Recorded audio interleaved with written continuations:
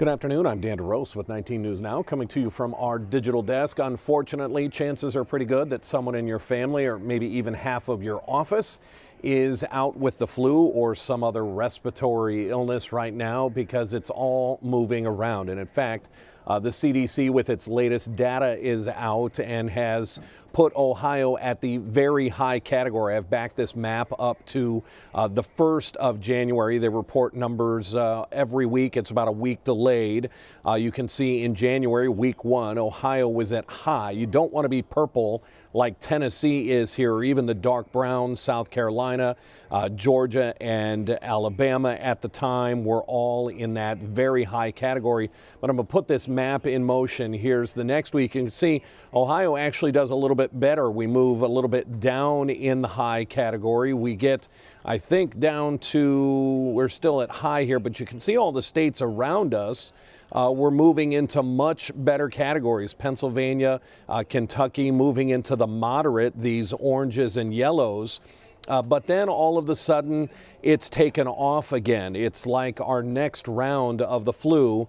And you can see just in that 1 week change to our latest, we're in week 6 data here for the year. Ohio is back into that very high category. The unfortunate part is we know this is not just about flu. There's a lot of other crud that's moving around out there that's not the official term.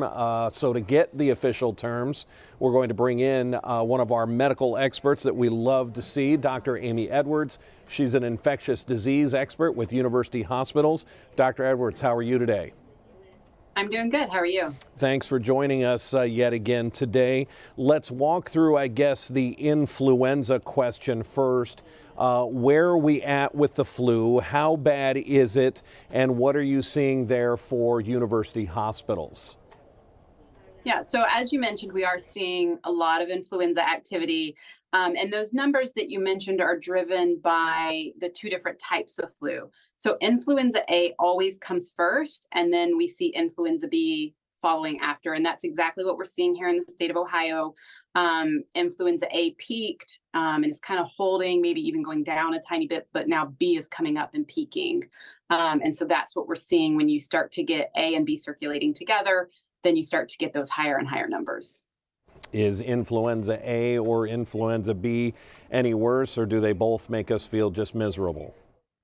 They both make you feel miserable. The vaccine does contain protection against both, but for kids in particular, B's can actually be a little bit worse. In the adult world, it's pretty equal. What are you seeing? You're also a pediatrician with University Hospitals. Are we seeing hospitalizations start to tick back up? I know I looked at the CDC numbers and they kind of showed sort of this trend that's not heading in a good direction, but we're in the middle, I guess, of what is peak flu season. Yes, absolutely. And we are in the middle of it here too. The hospital is full. It's been full for several weeks. We're busy bees here. I'm not sure we like to hear that, but that means people are getting good care there at university hospitals. What else perhaps is going around? We hear a lot of coughing, a lot of tightness in throats going on.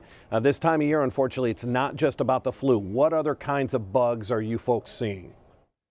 We're still seeing quite a bit of COVID. We're seeing a little bit of RSV. That's mostly almost done, but we still, the tail end is still hanging on there. We're seeing a lot of another virus called adenovirus, which is a really bad one. We've got human metapneumovirus, we've got rhinovirus. I mean, there's just a lot of viruses in the mix right now, and they're all circulating at pretty high levels. So like I said, we're really busy here. Is that normal to have all of these? And I don't know if we have terms of normal now post-COVID, and we were all isolating and doing really well with hand sanitizing, and maybe we're just not doing as well. Is this normal to see all of these and to see these numbers? It is pretty normal to see a lot of viruses in circulation at one time. From a virus perspective, I would say our numbers are they're high, but they're still within the normal range of high. One of the things that we're seeing this year is a lot of viruses coming in with bacterial co-infections. So, you get a cold and then you get like a sinus infection pneumonia, something like that. That seems to be happening at an unusually high rate, but we're not really sure why or exactly what's going on yet with that. I think I saw on the CDC's website, or maybe this was the Ohio Department of Health, it's not too late to get the flu shot. That seems interesting. It's pretty late in the season. What are you encouraging people, whether it's the flu, whether it's one of these other viruses that are out there? Are we not taking good enough care of ourselves? Are we not getting shots? Are we not being clean enough? That's a really great question. So it's never too late to get the vaccine, right up until the last positive test we have, because any protection is better than no protection if you haven't. And even for people who have gotten sick, there's multiple strains in circulation. So even if you've already had influenza or COVID or RSV, you can still get the vaccine and still get protection. For RSV, that's only for people over 60. For the other two, it's for everybody 6 months and up. But then I think one thing that did happen that I've noticed kind of just out and about is, during COVID, when people had a cough or cold or runny nose, they were either staying home or they would be very careful, wear a mask, use really good cough hygiene. But nowadays it seems almost like, oh, they'll do the swab, and if it's not COVID, well, I don't have COVID. So so then people just assume if it's not COVID, they don't need to do anything. But it would still be really nice if we didn't spread any viruses around, not just COVID. And so I continue to say the same things I have always said. If you're sick, stay home. If you're only mildly sick and it's not, you don't really need to stay home, wear a mask. I know there's a lot of controversy around masks, but one thing that is not at all controversial is that one of the best things that masks do is help you keep your germs to yourself. So we can argue about protection as far as masks protecting me from getting infection, but when it comes to masks keeping the germs to you and not spreading them to everybody else, they are really, really good at that. Covering your cough with the corner of your arm, washing your hands, not shaking hands. I will tell you, it is 2024. And if you meet me and introduce yourself to me, I will not shake your hand. I have stopped shaking hands. That's just something that has sailed away for me. And I just don't do it anymore. So just taking those measures to keep the virus to yourself so that we can keep these numbers down would be really helpful. I can remember one of our very first conversations as COVID was up and coming, that as an infectious disease doctor, hands are, you said, are just the biggest germ spreaders, and that you hated shaking hands. And so that makes sense that that's where we're at with that. You brought up COVID. Which numbers are higher right now? Are COVID numbers higher or are influenza numbers higher? I think the flu is winning, but that's only because the flu has A and B in the game right now. So it's got more players. Well, there you go. Very interesting. Dr. Amy Edwards, we always like to give you the final word here. A lot of people sick. You said do the right thing. Stay home if you can.